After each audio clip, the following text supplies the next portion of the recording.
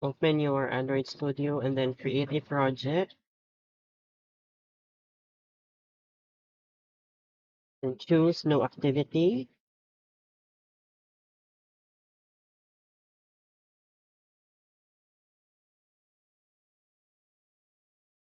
So moving forward, we will make sure to use API 25. Then again, take note where the project is saved, the location of your project. So for me, it is in user, Acer, and then Android Studio projects inside this folder login demo.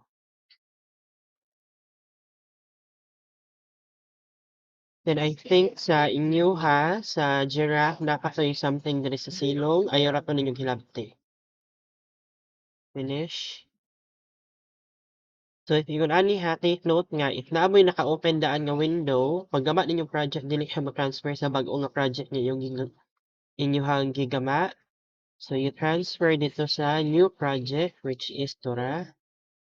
And mag-loading man na siya. Ayaw ra na siya ninyong hilabti, hulatara. Bantayin ninyo diri mao iyang loading.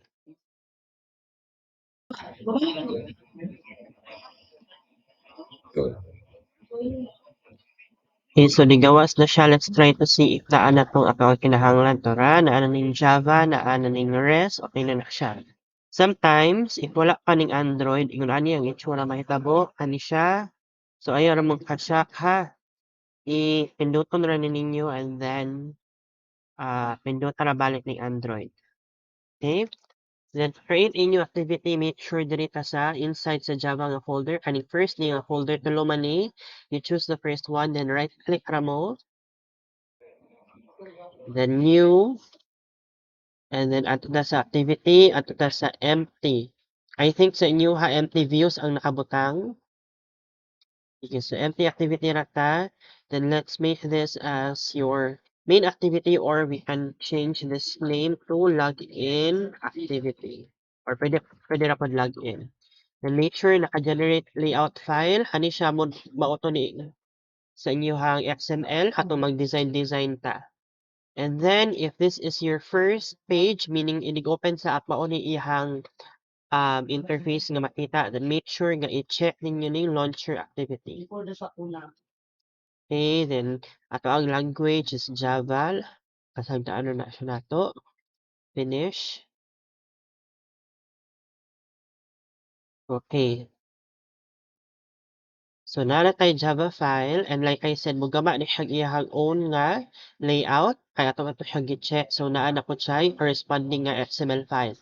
So naa tay duha ka file ha. Every time manggama tag activity, naa siya Java file ug iyang XML file. Okay, tara. Okay, so ato sa siyang designan. So to design, again, if you want nga constraint layout, pwede na pod. Pero let's practice ato relative layout ha. So panaso ninyo aning gayalo. Aning XMLNS, pasagdaan, ayaw na siya gapila. Make sure dili maapil. So highlight, then panas, then type our mo dirag relative. Then hinay-hinay ra mo type kay para mo gawas na siya, then enter. Okay, so okay na siya. Now there are two ways nga pwede tang mo design. So pwede tang mo diretso ra type diri og text view, if familiar na ta sa mga palette, no? Ana, na. Make sure ha, naka-closing tag ta. Yung ating text ay, Tora. Let's see. Amo na bahala sa inyo ang title. Activity, ipatunga na to siya. Enter. Para ang text niya is nakatunga. Ayun. Um, center, horizontal, true. Para mabalhin siya sa tunga. Bantay mo. Atong padakan ihan text size. Una to og 45 dp. Okay, kana. Wala na title. So kani type ra ni siya. This is one way. Another way is mo ato ta sa design, and then dili ra ta diri sa mga palettes. Okay? So kani siyang ingon ani, this is a text view, meaning to say for viewing purposes only dili siya nato mapindot. Now let's say for example kinahanglan tag text box para maka-input ang username, pilion nato ning plain text. And then for password, kaning password. So naa pa siya lain no unsa man ni numeric. Okay, so if imong password is number, for example ato sa GCash no imong password ay number, so pwede kani. Pero if alphanumeric inyong password, then choose this one. Okay. Sige, so as you can see, wala siya nakarong. Ga-overlap siya. So, ato siyang tarungon. Balik ta sa split view. So, first thing you do, ato siyang butangan og ID. So, ato ang title ganiha, wala siya ID. So, butangan sa siya natog ID. Kani siya. Type na tag ID dira. May hinay ra mo.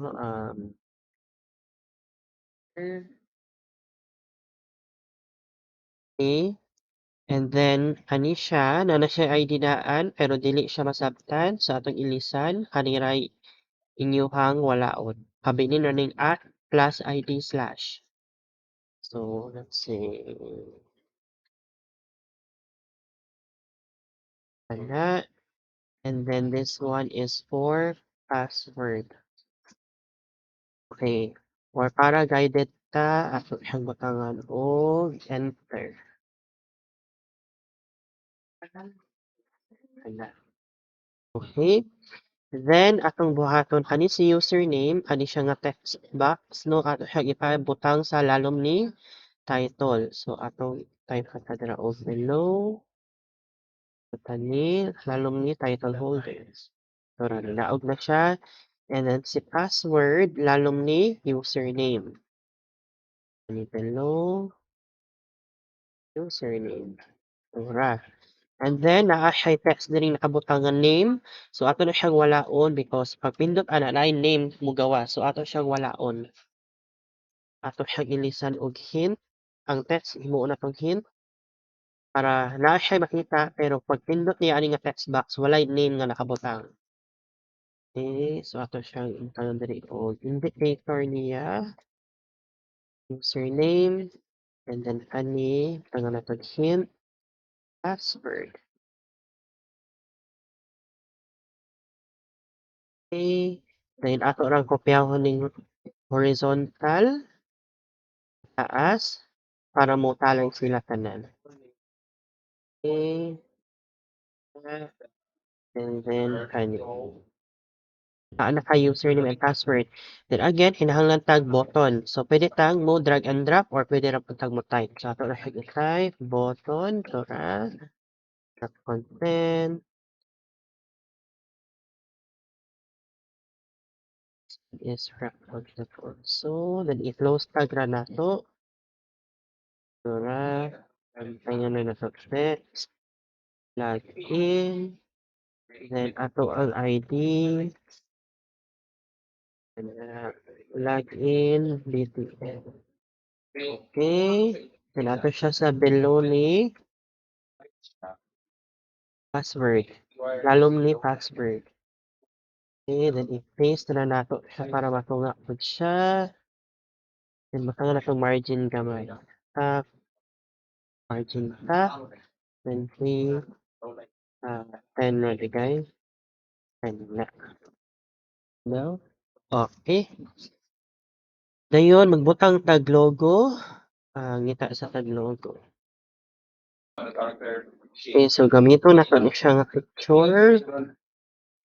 Napagamira ang window para makadrag mo. So again, asa siya iputang at ito sa rest nga folder atong i-expand.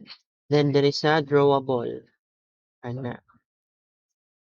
Ato na siyang i-drag panta sa drawable. So make sure nga mo action siya og highlight para sakto.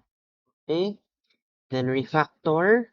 And take note ha nga sa kanang file name gani sa atong picture, it should not have any capital letters or any special characters. Pwede ta underscore. Kay dili siya basahon og tarong sa Android Studio and it might cause an error. Okay? Sige. So, naa na tay picture dira ato siyang ibutang sa ato ang layout. Ato na ta diri sa design. Then ato ta sa widgets. Then pili tag image view. Hana. I-drag ra siya. Then automatic mogawas ning atoang window para makapili ta sa mga drawable nato. So tara si logo, pilion na nato na siya. I-okay. Tora, so dako siya kaayo no. So ato siyang i-customize, balik ta sa split view. Asa ako ang picture. Tora, si image view. So ato ilisa ni siya logo. IMG. Okay. And then, iyahang width, ato ilisan iyahang width, timuon nato og 350. Kana, this one is 350 also. Dako ra siya kaayo, ilisan nato 200. 200. Okay. Ato ra i-copy ni siya value para matunga siya. Kana.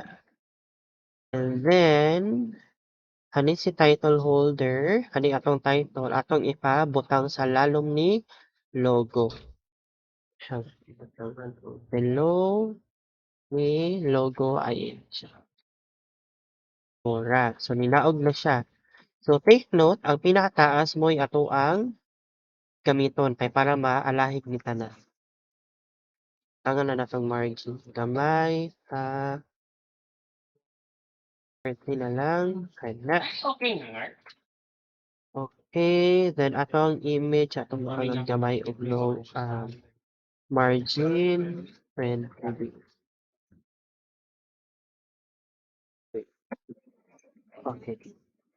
So I think happy na ko ana. Ato ilisa ni text sa title, ginuon na to ko.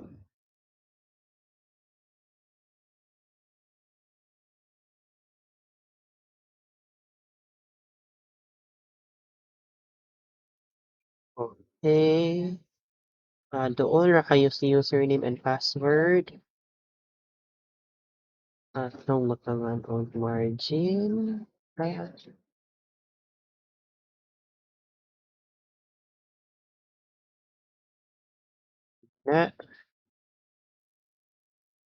Eh.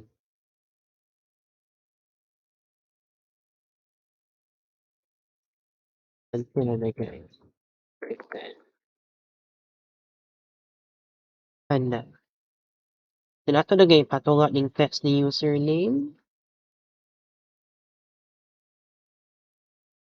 Sige, so ato siyang butangan og gravity.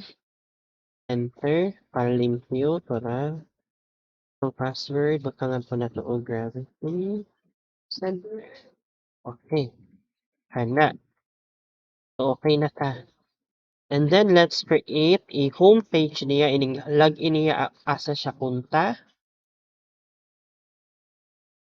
So gama na tag bag-ong activity. Again, right click ra ta diri sa Java nga folder.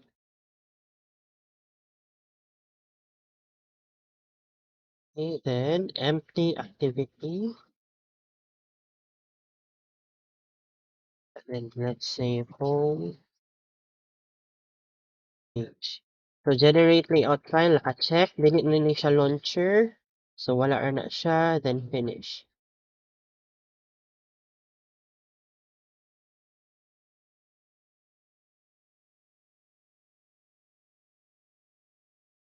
Okay. And again, add to ta sa split view and then ilisa na to siya relative layout. And for the sake of discussion only, ako na siya butangan og indicator.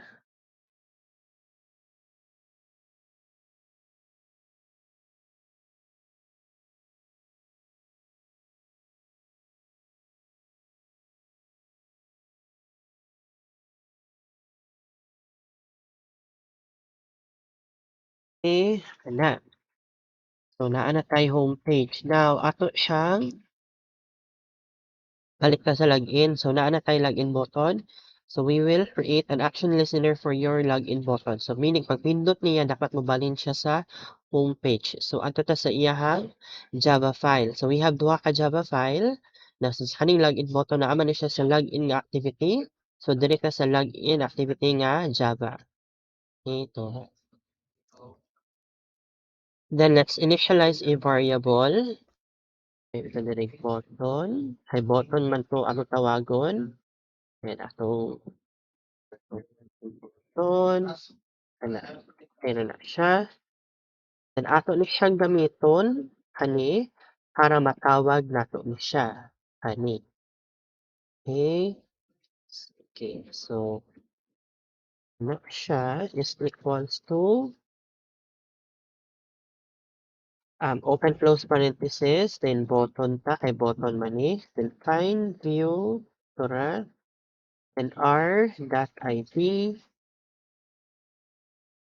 then dot, then ang id ato nga button is unsa man, same ra login with code. Dot, dot. Okay, then don't forget inyong semicolon. And then after ana, atong butangan og action listener. So naa na tay variable, meaning to say nasulod na nato si button, matawag na nato siya. Okay, kay naa naman tay pangalan niya. So ato siya tawagon balik. Type na din rin og login btn dot ora set on click listener. So fulaton ra na ninyo nga bugawas ha para di mo ma-stress og type. And new space turara view on click listener. Hinay-hinay mo type kay magawas naman na siya. Ora automatic na natay honey. Then type na ta diri og intent. No, intent meaning to say naatay plano nga mobalhin. Okay? Intent, then atong butangan og variable name. So again, a variable name could be any name that you want. So to go home. Handa. Equals new intent. And kaning new intent mo dawat ni siyang duha ka parameters or expecting two parameters. Ang first parameter is asa siya gikan. So pwede ta nga get application context. Meaning to say kani siya nga layout, kani nga activity, kama, ang second niya nga parameter is asa paingon. So asa siya paingon dinhi sa homepage nato. So atong i-type si homepage dot class Dora. And then ato siya i-start activity, dayon tawagon nato ni si kani to go home.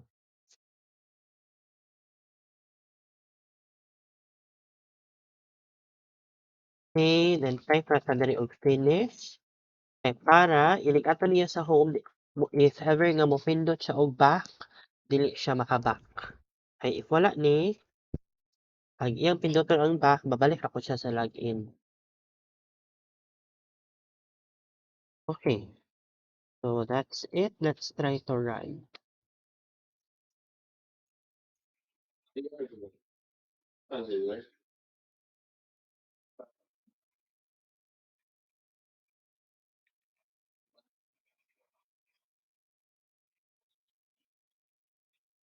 So naa na ta diri. Take note ha nga wala pa naga-trappings diri, wala pa natong gitawa ang username and password. This is only a demonstration how you can transfer from one page to another using on-click. Listen. Ito na, ni-transfer na siya. As you can see, dili ta back. Kaya naman tayo finish. Pero if ganahan na mo nga maka-transfer na ta, let's say for example, dili siya pang login. So, pwede na nga walay finish. Okay? So, if you notice, no, ni-close ang app, kaya wala mo siya balikan lang. Ni-close lang siya. Okay, so that's prepare for your prelim exam this Thursday. Bye-bye.